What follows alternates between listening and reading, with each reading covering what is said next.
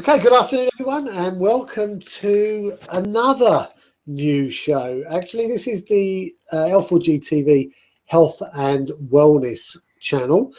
I'm Chris Ogle, as you can see on the screen, and I'm the host for a very short period for this show, just helping to get things kicked off. The next person you're going to hear from is Andy Fox, and Andy is going to be taking over from this show once we've done a bit of training. So come and say hello, Andy. Hi there, everyone. How you doing? Yeah. Thanks, Chris. Yeah, hi there. So, Andy, we've talked about this show for a while. It's been a few months in the gestation. What is it about health and wellness, and specifically because I know you're a nutritional expert? Give us a bit of a history, if you like, of your background. How have you kind of got to the point where, and I said this to you off air, how you think you've got the credibility to Well, I mean, in terms of my media experience, I did do I hosted a radio show for a year in Kingston upon Thames called The Natural Health Show, which was once a month, and I loved it because we got all sorts of different practitioners and people from the health background to come on and talk about really pressing issues of health, which was fascinating to hear all those different ways of helping to deal with various health problems in our society today. So that was really good fun doing that, and I do thank a lady called Anna Watson for helping me with that. It was wonderful, but my passion for nutrition really started probably when I was about 9 or 10, and I don't know if anybody remembers the Joy of Knowledge books. There were hardback books that A4 size that came out when I was about 9 or 10, and there's 20 in the series, and they range from history of transportation to Romans to your general history type things. But the third book in the series was all about the human body, and it was the one I opened quite a lot and just delved into it. And I loved biology at school as well.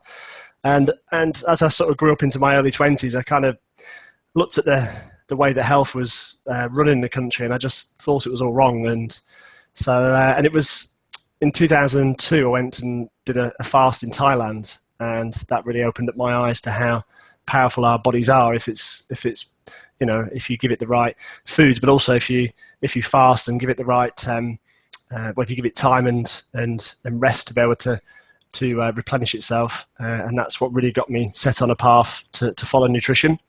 I had a few health issues myself, primarily digestion and IBS type symptoms. I used to get very nervous in any kind of situations, and I'd be off to the toilet, and I knew it was stress related, but also what I didn't realise at the time is it was diet related as well. So it was a case of delving and looking into that. And when I came back from travelling for a year, and after doing this fast, I was inspired to go and do a degree in nutritional medicine, which I did that when I was 27. I'm now 40. I've been practicing for 7.5 years now, and got a busy clinic and doing lots of workshops for companies, and I'm currently making an online course. So lots of good things going on, but I suppose most importantly is talking to people about nutrition and the wider aspects of health, because for me that's really important is to touch with people in the community and chat about these things, because often people don't understand the powerful benefits that nutrition and other what they call alternative practices, which I think are sort of natural practices, I suppose, rather than looking at the the medical model all the time. So it's just, for me, it's been an enlightening journey so far. So yeah, it's basically a really we've got lulled, haven't we, into thinking that what we're eating is wholesome or it's good for us. And I remember someone else, another nutritionist, saying, if it's being advertised on the TV, it's probably not good for you. Yeah. I mean, yeah, I mean, unfortunately, I don't have a TV. I haven't had a TV for about 12 years, but so I don't get to see some of these adverts. But I know from looking on the internet and reading various, articles and different things. Yes, that 1 minute they're telling us, oh, have lots of this, it's healthy for you, and then 6 months later, don't have this because it's not healthy for you. And often when you look at the research and who's paying for the research, you can often find it's often money related, and you can trace that trail back to who's going to benefit at the end of it. It's certainly not us. So yeah, you're sounding a bit like my brother. Actually, I've been to Thailand quite a lot. All right, okay. I've also been to Hungary. I'm also fascinated about the biology. I'm also passionate about nutrition. I'm talking to myself. But I haven't got the qualifications like you. I'm just a happy amateur. But actually, what I have, I do all sorts of weird and wonderful things, and I've got quite a back catalogue of experimentation in raw food and all sorts of things. It's just it's a fascination for the fact that we are what we eat, to coin a popular phrase. And at the end of the day, it's like there's such a small amount of time at medical college spent on nutrition, and yet it's responsible for everything. I know, yeah. I think if I'm right, I think it's something like they spend less than a day on nutrition in the whole medical profession. It's less than I think it's less than a day at least, I think. So yeah, definitely don't go to your doctor for nutritional advice, because they'll just say, oh, go and do some exercise and make sure you eat a balanced diet. And that's what they'll tell you. So whatever balanced means. Yeah, whatever balanced means. But also, we kind of know that that's what we need, but then if you ask them, well, can you tell me what a balanced diet is, they'll generally come up with what's the sort of what's put out in the do this, do that, and you go away, you try that, it might work or it might not do, it might make you feel worse. So nutrition is very individual, but there are some very fundamental principles that we could all sort of look at and definitely follow. But I don't think there's different ways that you can approach nutrition, and for me it's about if when you have a meal, 60 to 90 minutes after that, you should feel energized, you should feel good, you shouldn't feel bloated, you shouldn't feel tired, you shouldn't feel like you're still hungry, and you should feel energized. And if you're not, then either what you're eating isn't right, or you're not eating in the right proportions, in other words, if your carbohydrates, proteins and fats, or you're eating at the wrong time of the day. So it's really about having a look at all that, and that's where I suppose the complexity comes into it, where we can all follow basic principles, but then the individual parts of that is what's good for me, Chris, could make you bloated and not feel very well, so and vice versa, or I could eat something, you could eat something, and we can agree that this is wonderful. So it really is I think for me, certainly as an amateur, but I've probably been interested in nutrition for about 4 to 5 years, in terms of really interested. I was interested before, but I mean actually doing things with my nutrition. And I think people look at nutrition and it's like all things today. People want an instant fix for whatever it is that they're. Tell me what I need to eat day in, like give me almost like give me a month's food program, and that's great. Give me that, and I'll follow it religiously. And actually, I think with a lot of things, like with technology, like with learning a language, as with Hungarian, it's about taking the thing as a whole and saying, well, let's just learn this a bit at a time. Let's take it gently. It's a journey. In 5 years, I'll probably know all I need to know about nutrition for myself, but I'm never going to learn that in 5 weeks. No. And to set ourselves up to learn something in 5 weeks and then be disappointed that we've not achieved this miraculous success, it's just setting ourselves up to fail, which is why we've got so many problems with obesity and nutritional deficiencies. Yeah, I think you've got a good point there, Chris. I think that followed with, poor dietary advice. The internet is a wonderful place to find out information, but you know, at the end of the day, you often what people do is they'll try something like you say for 4 or 5 weeks. Oh, this isn't working. So then I'll try a Californian beach diet. So I'll go and do that for a week, and then I haven't lost any weight, so I'll go on to this one. Oh, well, that's making me feel bloated. Oh, but if I go gluten free, that means, oh, well, I'll go and buy all these other products, and well, that doesn't make me feel good either. And next thing they know, they're not giving anything a chance to work. Plus, you know, the body likes to have a bit of consistency. But on saying that, it depends on the nature of the person as well. You know, I mean, I've you know, in my 7.5 years of practice, I've had people who come through who need, you know, a helping hand the whole way. You know, they like to you know, they're what I call feelers. So they need to feel what's going on. They need to feel supported. They need to feel that something's going right for them as you hold their hand along the way. Some people are just doers. Right, tell me what to do. Okay, I don't want to read anything, just tell me what I need to do. So you tell them what to do, they go and do it, and they'll get the benefits from that as well. And then you get some people who are thinkers, and they have to think about it, they have to go and read on things and make sure what they're doing is the right thing. So it really is, I suppose it's balancing that up with also that some things will happen quicker for some people and some things will happen a lot slower for some people. And so what you touched on is correct, because we can't expect everything to happen within 5 weeks, but also depends on our nature as well. You know, some of us are get up and go, and our constitutions are nice and strong, so the changes are very easy for the body to adapt to, whereas some of us who are got more poor adaptability are going to find it a little bit more difficult, and we need to take longer time, and often things will come up and there's a lot more to work through. So yeah. Yeah, I mean, one of the things that I always noticed was when I stopped drinking for a period of 2 weeks, it took 2 weeks for my body to adjust that it wasn't getting the alcohol or the empty calories before I would start to lose weight. So the body was reacclimatizing to a new regime. And it was basically, okay, now I get that. I'm not getting that anymore. So I need to start making some change. But it won't change instantly, because the body might just think, well, that's just a blip. Yeah. I won't do anything radical right now, because we might be back in the game tomorrow. Yeah. I mean, you know, you can take the whole dieting industry as a point of fact of that is that, you know, you've got this promise of this magic pill that's going to, you know, within a few weeks, you're going to lose, you know, 5 stone, and you're going to have this body that's been airbrushed anyhow on this magazine, you know, and you're going to have this body in 5 weeks to sell their products. And, you know, it's been, you know, the dieting industry makes billions. It's been around for the last, 30, 40 years, I suppose.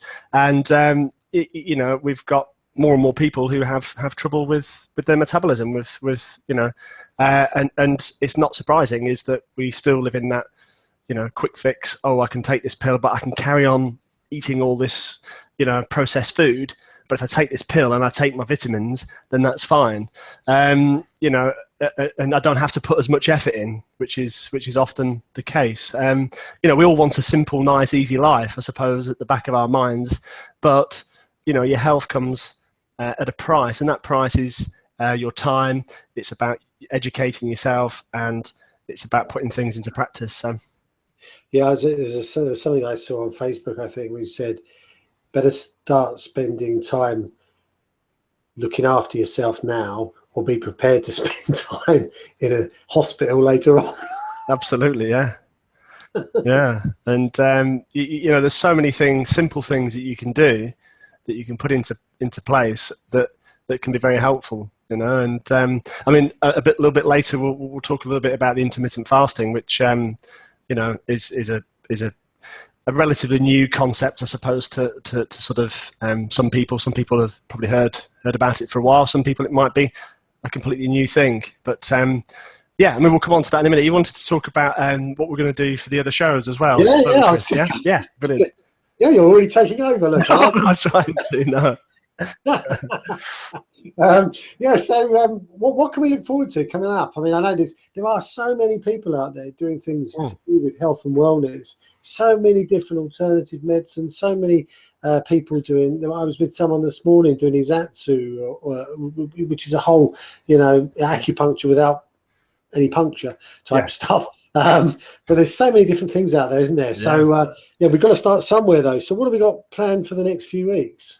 Well, I think what we were discussing about for the next show in a couple of weeks' time was on the 21st September about from farm to fork. I wanted to really sort of talk a bit about the organic food versus non-organic food, and a little bit sort of generally about the food industry as a whole.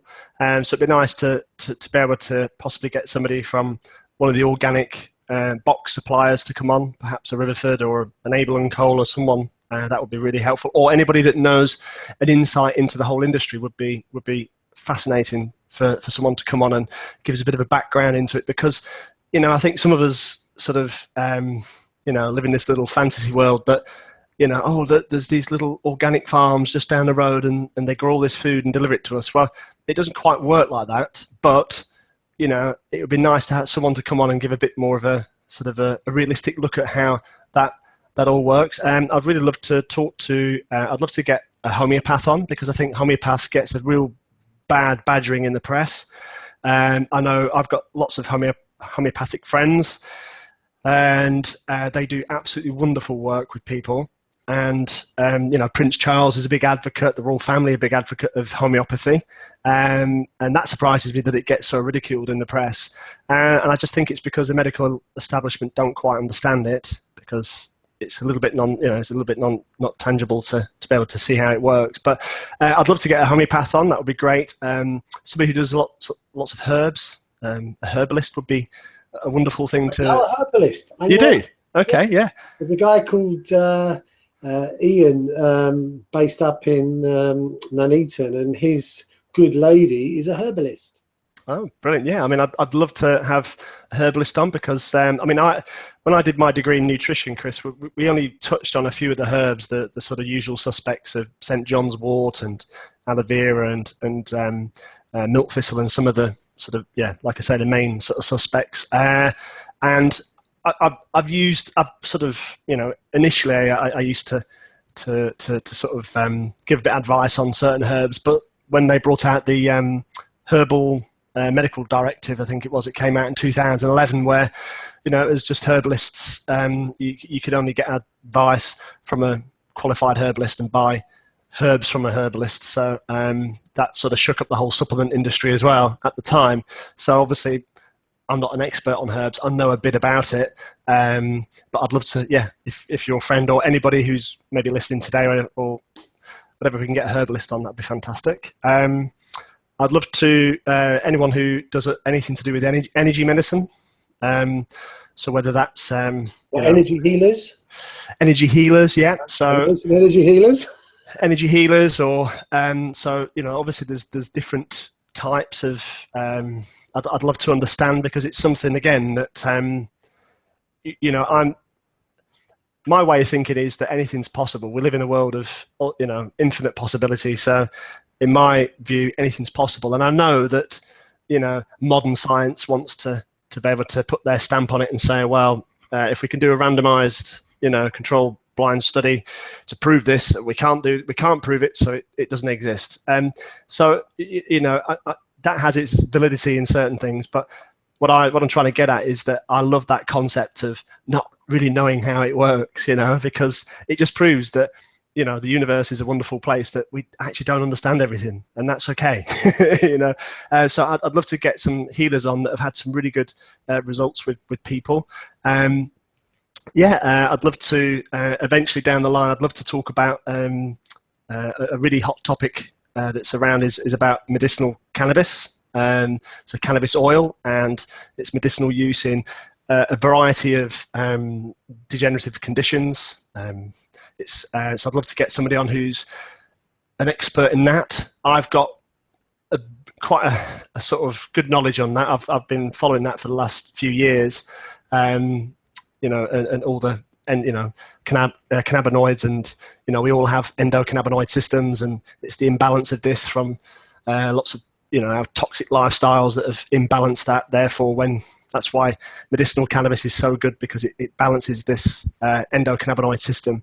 So, but if anybody's got time that they want to come on and talk about that, because I know September's a big month for certain groups that are going to be talking to government and representatives about wanting to change the policy to try and get medicinal cannabis, some point in the future to make it legal in this country. So yeah, that's another hot topic I'd like to talk about. Air quality as well. That's another one I'd like to talk about. So anybody who's about, the environment, anything to do with, air quality. We've got big rises in asthma, and I'm sure it's not just down to, diets or anything. It's obviously down to air quality and, how we're expanding population, how we're dealing with that. Have you got any ideas, Chris? What would you? Well, I mean, all of the things. It's really interesting you should mention that. I mean, this time of the year, I generally suffer from it's really from the end of June through to the beginning of September. I suffer from from an allergy. It's what it does is effectively it makes my mucus production go into overdrive. Right, yeah.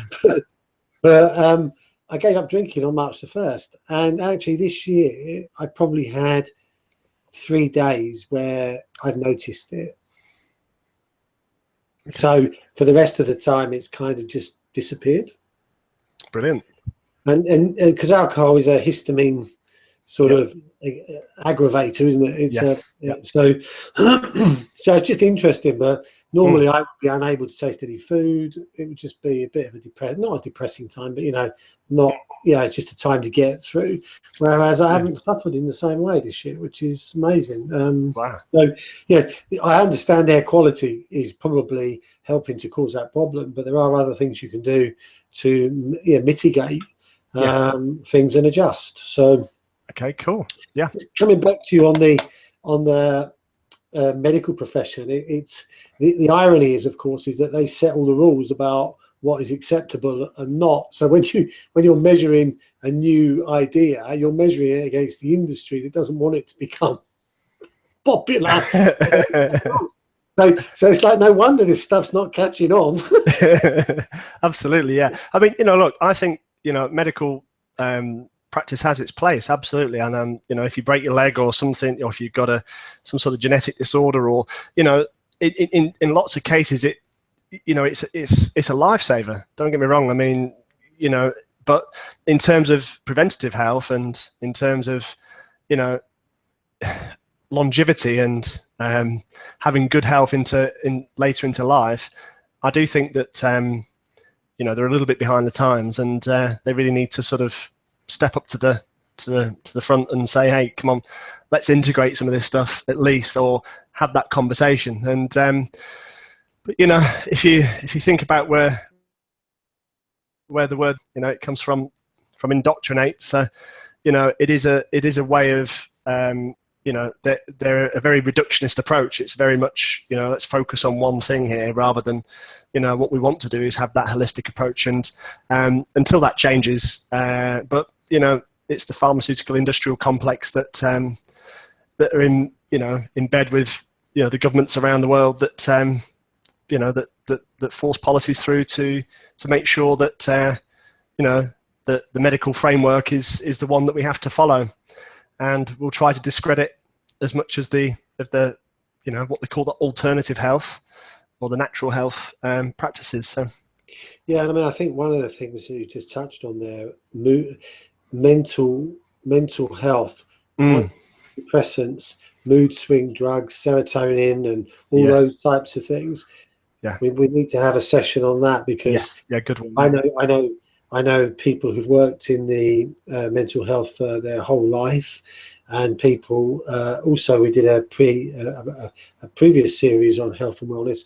People have worked in peer support within the NHS, and people are on these drugs, and once they're on them, it's very difficult to get them off. They say you can be put on them in 7 minutes, and it can take you 3 years to wean yourself off them, and all that time you're basically just paying into the coffers of institutionalized medicine, really. And absolutely, yeah.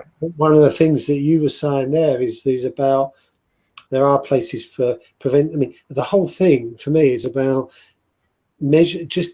get aware of your body so that you can just keep minor adjusting it to keep it on track. It's a bit like an airplane flying to Australia. It's never on target, but it's always just being adjusted back on track.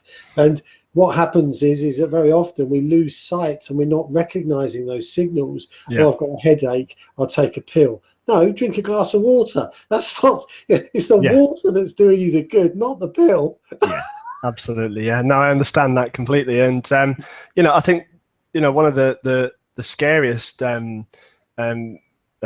drugs for me is the family of drugs known as the benzodiazepines, and they're extremely addictive.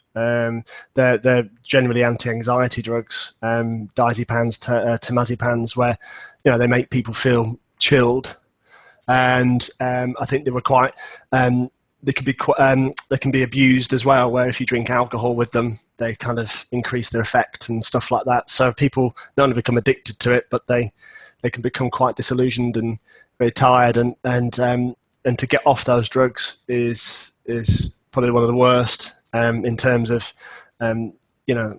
hallucinations and all sorts and stuff. I remember there was a child. I was watching a video on Facebook about a child in America who had epilepsy and other sort of neurological problems, and he was about 6 or 7, and his parents had already split up because of the stress that it was all causing, and he was on 24 different types of drugs, and he was actually on two of those drugs were benzodiazepines, and you're not supposed to give them to children, but they'd given them to him, and it was this fantastic story how the father started to read up about medicinal cannabis oil and took his son to one of the states at the time that had legalized the medicinal use. He went and he managed over a period of I can't remember how long it was, but it wasn't longer than what you would think it would be, but it was probably over a space of a few months, 6 months or so. He managed to get his boy off all the drugs and start to make pretty much a 80% recovery from the epilepsy and these other neurological things that were going on. But the two drugs that they couldn't get him off, because it was just far too much for a child to handle, was the benzodiazepine. So, absolutely. I think mental health is something that we would really need to talk about. People who have had, possibly getting people on who've had experience of getting off antidepressants and anti-anxiety drugs. That would be wonderful to hear their stories of how they did that, because I think it's one of these things that happens that we don't really hear about. We hear about a lot of people taking them, but what about these stories about people coming off them? So, yeah, that would be a good one. Yeah, I got some ideas and some people who probably who could share their stories on that. So let's come on to the subject for today, because we're we're 30 minutes into this program. Yeah, okay. About intermittent fasting. Now, I didn't hear the term intermittent fasting until someone, I think it might have been you or somebody, reposted your blog post the other week. Yeah, that's it. And I was just about, because it was the end of August, and I just decided to do something, and then I just get on with it. And so I thought, hang on a minute, I'm changing my routines on the 1st of September anyway. I'll throw this in as well. Right, okay.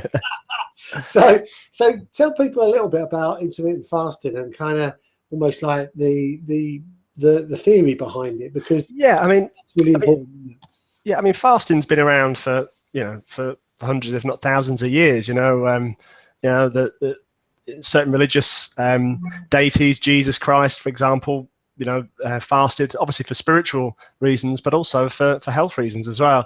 And it's not something that our bodies find odd, because actually we're adapted to fast, to have periods of fasting. But the concept of intermittent fasting, I think the most sort of, the person who brought it to light probably about 4 years ago was Dr. Michael Mosley, who did, it was a whole Horizon program back in 2012 about the 5-2, and how, you'd eat normally for 5 days, and you have 2 unconsecutive days where you eat restricted calories. I think it was 500 calories for women and 600 calories for men.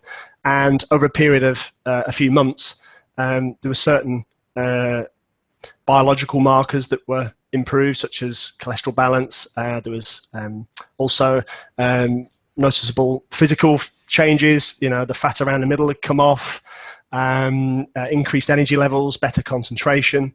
So, and the concept of fasting, and intermittent fasting, is where you have a period of non-eating, and then you have a period of eating. So, there are different ways that you can do it. So there's the 5-2, which I just talked about there. There's also one way you can have a 24-hour break from eating, which you could do once or twice a week.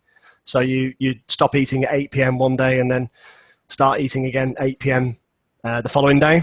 But the most popular method of doing it is the 16-8, where you have an 8-hour window of eating, and then you have a 16-hour window of fasting. But 8 of those hours of the 16, you're asleep. So actually, you're only really fasting in terms of when you're awake for 8 hours. And generally, people will do 10 till 6 or 11 till 7 or 12 till 8. And there's lots of nutritional research out there showing it benefits in terms of insulin sensitivity is improved. So, and also you have a substance called brain-derived neurotropic factor, BDNF, which helps to improve the health of nerve cells. So you get better concentration, better memory and recall. And also, if you do your exercise just before you break the fast, so just before you start eating, and if you do your exercise, that increases that BDNF effect as well. So, there's tons of other stuff. I won't go too much into all that because we can do that on another session. But it's very popular because it's easy to manage as well. It's an eating lifestyle. So, I do it where, I have a big meal to break the fast and a big meal before I start fasting.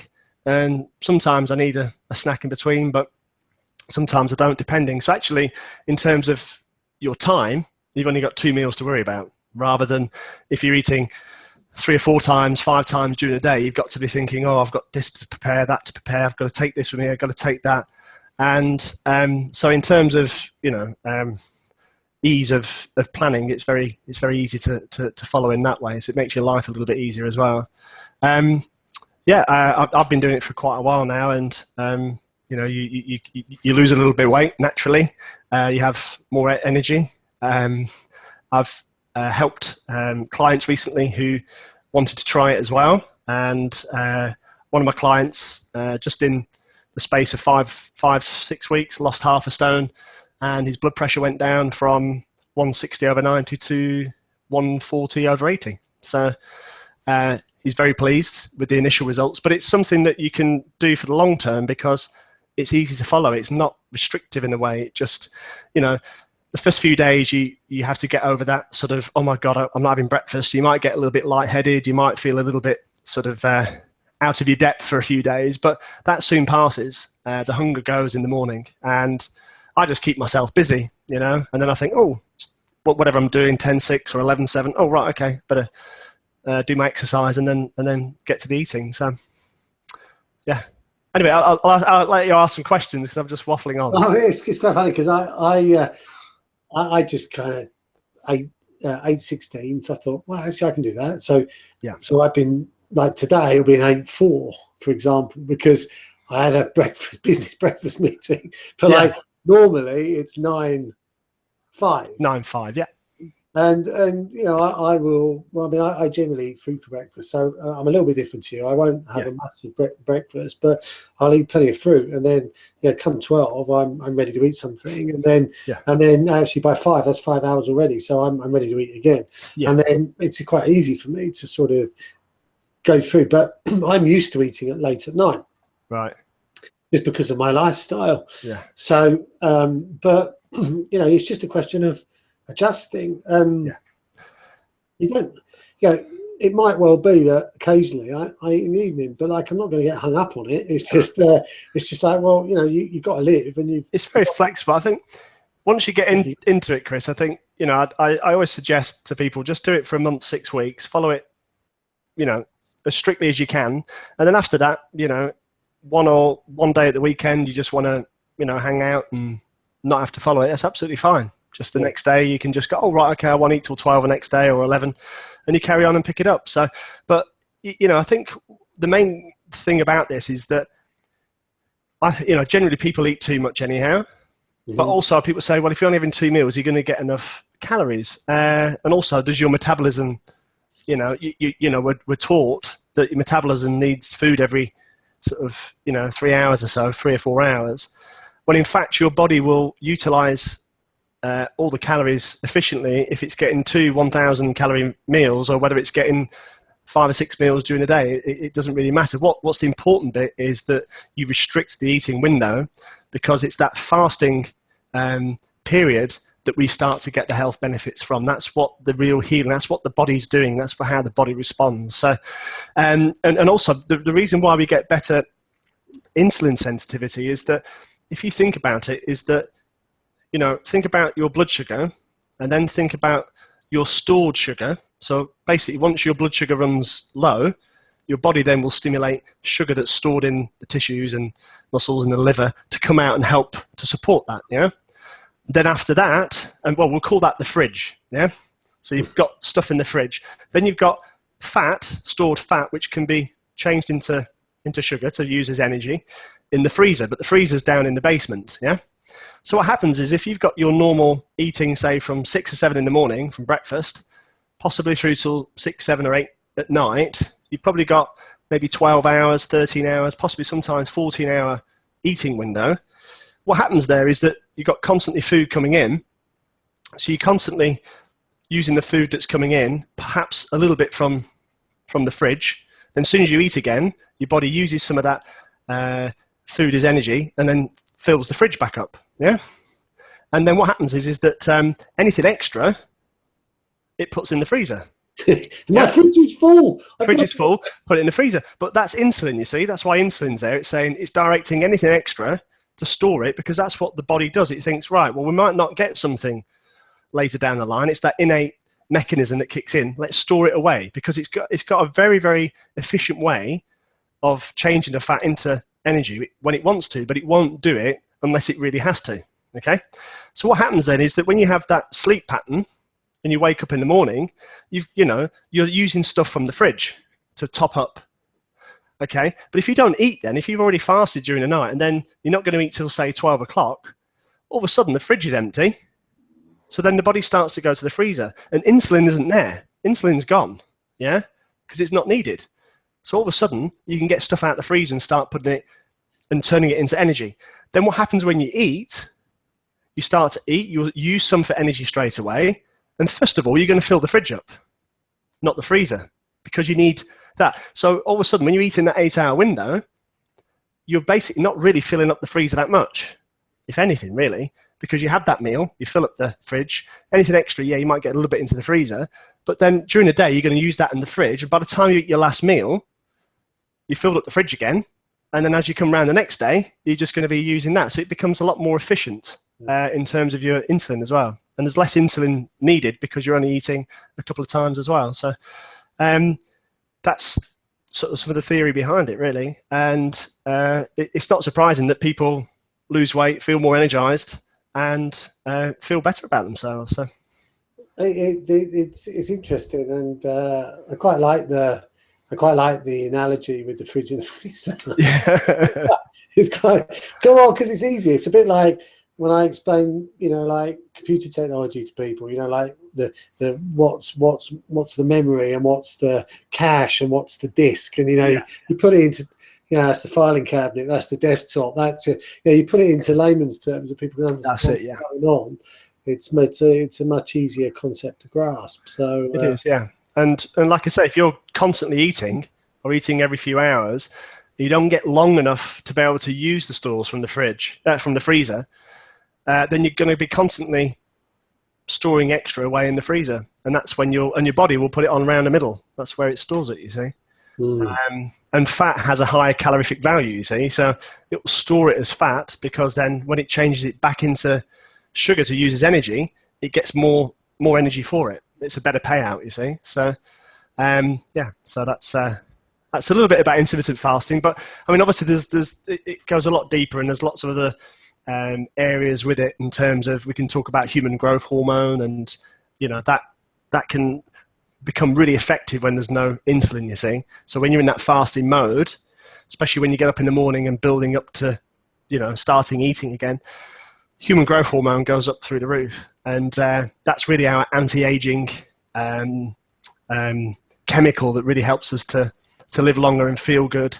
And also there's a process called autophagy, where during that fasting period, your body will clear out dead cell debris from the cells and have a bit of a clear out, almost like a spring clean. So that's why we can get better mitochondrial function within the cells as well. So lots and lots of benefits, and very easy to implement as well. Like I say, it just takes a few days of, oh my God, no breakfast, or oh my God, no dinner at that time, depending on which way you want to go. But generally it means you don't either have breakfast or a dinner. But it's simple then, because you've only got 2 meals to really think about.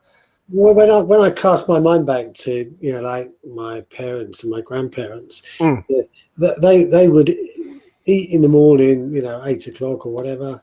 Then they would have a lunch, which might be quite a light lunch, and then they would eat at 5. Yeah, and then they wouldn't eat again until next day. Now that seems a bit like intermittent fasting. Yeah, absolutely, yeah. And it's not surprising that they, grandparents, lived till, our parents and grandparents lived longer, and there wasn't as much, there wasn't 24-hour, 7 shops around the corner that you can go and eat whenever you want, and all these highly processed foods to go and, go and watch, and all these, Netflix and Amazon Prime to go and watch and stuff your face and in front of watching TV, playing video games. I mean, they were out being physical as well. So, I mean, it's a whole lifestyle, wasn't it, really? I wouldn't put it down just to the eating, but it was like a whole lifestyle change. And now we're a lot more sedentary, and, we're a lot more stressed in certain ways, and our body's having to cope with more in terms of, food and, toxins coming in from everywhere, on top of lots of expectations of you should be doing this, you should be doing that, the sort of mental and emotional stress as well. So it's not surprising that people try these dieting ways and it doesn't really work. So it's about making it simple, isn't it? And just like our parents and grandparents did when they were younger, is just keep it simple. Yeah. And you can still be a vegan, you can still be a vegetarian, you can still be a pescatarian, you can still be whatever it is that works for you. Just eat it within a small window and feel the benefits of the fasting. Generally, I'd probably advise women to do 14-10. Women tend to do better with 10 hours of eating window and 14 hours of fasting, down to hormonal things in terms of more estrogen. It has different effects, so we have to look after that a little bit more. But generally men can do 16-8, or they could even do 18-6 if they want to. We're just slightly different makeup with our hormones, so we can hardcore guys.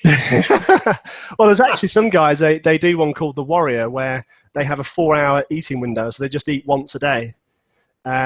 But we're geared up for it. We starvation mode doesn't really kick in till 72 to 96 hours. So probably 4 to 5 days if you didn't eat, then the body changes. There's a different method with that.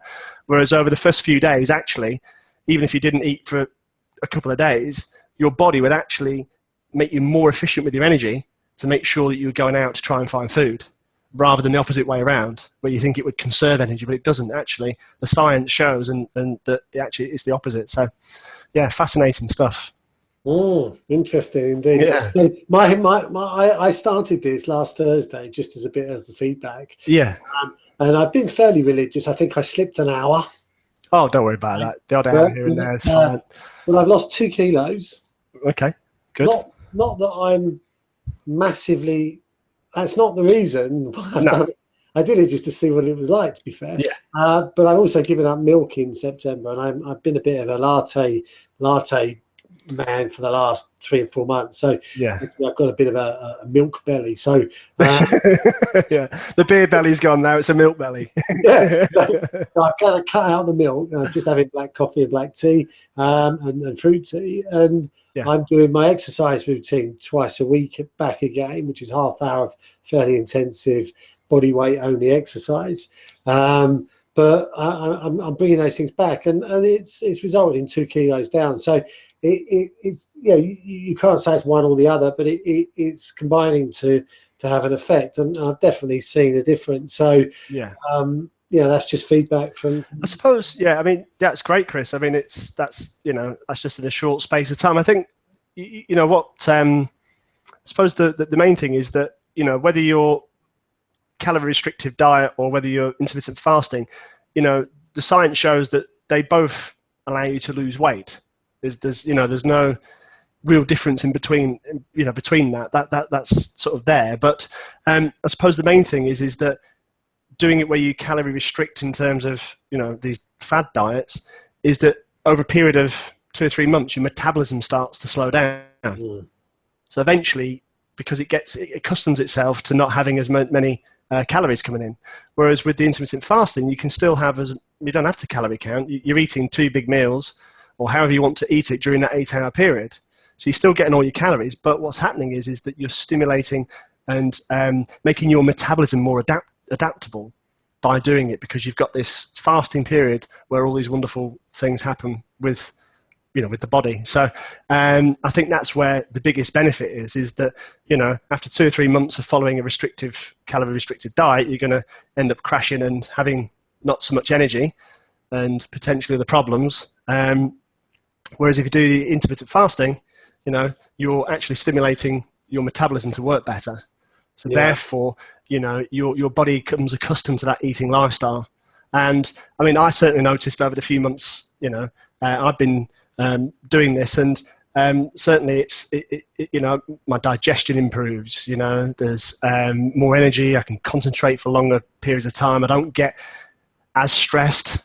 We all get stressed. I mean, stress is always there. To say that I don't get stressed. Of course we do, but there's a better adaptability, if that makes sense, so that we can actually. Is that really that important? No, it's not. Whereas before, you might not. You might just go in and Whereas, I think if you've got your eating under control and you feel more focused, actually, you become less, you have less stress-related incidents, I suppose. Well, I've never counted my calories. I just eat. I cook all my own food, all from raw food. So I don't have any pre-processed stuff. So I cook it all, and I don't really care what I eat. As long as it tastes nice and I'm cooking it. Yeah. And so there's no checks there. I just figure that, there's a saying, I think, which is like, if you look at an athlete, they eat and train. They don't diet and exercise. No. Absolutely. Andy Murray has over 6,000 calories a day and he's eating. But, his expenditure out is huge. But, if you look at Novak Djokovic, who, found back in 2008, he couldn't last long in the 5-set matches. He was having breathing problems and all sorts of stuff. And he went and had some tests done and found out he was, gluten intolerant and dairy intolerant as well. So he adapted his eating, and he lost a little bit of weight, of course, because those sorts of foods were bloating him up and making his system sluggish. And since then, he's now got on, and I think he's won 10, 11 more majors since adapting his new eating lifestyle into his work, which is obviously his tennis career. There's clearly value in nutrition, isn't there? Absolutely, yeah. But that's just one sort of sports story. But there's lots. I mean, there's tens of thousands, if not hundreds of thousands of stories all around Britain where people have undertaken a various whatever it is to do with nutrition and had good results. So. And more and more people now are looking at nutrition, as waiting lists to see dietitians increase. I've certainly noticed that, I do some work with some local nurses who are going to start putting some people my way, because they just said, look, they don't want to wait 3 months. They'd rather pay and come and see somebody who knows what they're talking about, and also that somebody that they can see straight away. So it's it kind of I suppose it's frustrating for those people because they want to do something, but the services are just not available for them. So, but anyway, that's another topic for another session. Fabulous stuff. Well, we're going to have to call it a wrap because I know you've got to be away. Yeah, I've got to go and pick my kids up from school, so I'm still the home dad, and I do all my work around the kids. So I've just had my eldest start in secondary school, so it's his third day today, and he's first day was all exciting, then he had the second day syndrome where he just felt really tired and overwhelmed, and today he was feeling a bit better. So yeah. And there's football training tonight as well, so I'll be busy doing stuff.